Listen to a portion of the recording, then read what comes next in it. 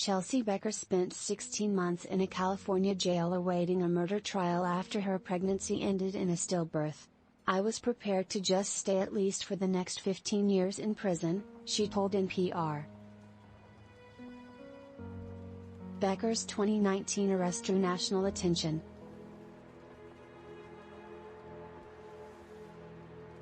With the backdrop of the Supreme Court blocking a Louisiana law that would shutter nearly all abortion clinics in that state, advocates warned that Becker's arrest would empower more prosecutions for pregnancy outcomes. In less than 3 years, a radically reconstituted Supreme Court ruled again on an anti-abortion law, this time using a Mississippi law to abolish federally protected abortion rights.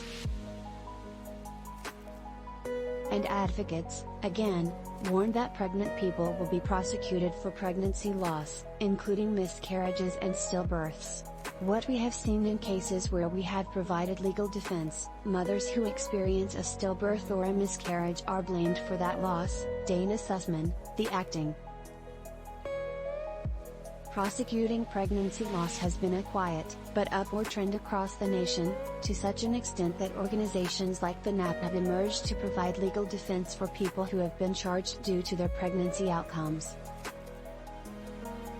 That is how Sussman's organization came to represent Becker. In 2013, NAP partnered with Fordham University to track the arrests and prosecutions of pregnancies. They found just over 400 cases where pregnancy, including pregnancy loss, was used in a criminal investigation or prosecution from the time Roe v. Wade was decided in 1973 until 2005.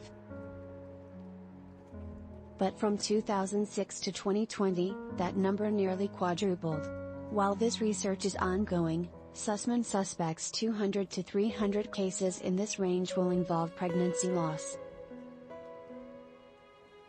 There is one striking detail that stands out for legal experts: states are using laws to target pregnant people that were originally used to protect them.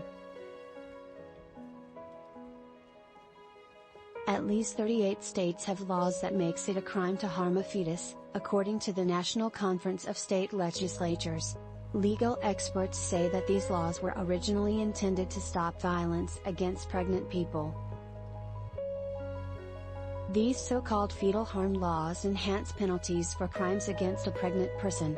By treating a fetus as a separate crime victim, these laws recognize crimes against pregnant people as two separate crimes. But, in practice, they have been used to investigate and prosecute different forms of pregnancy loss, including miscarriages, stillbirths and self-induced abortions.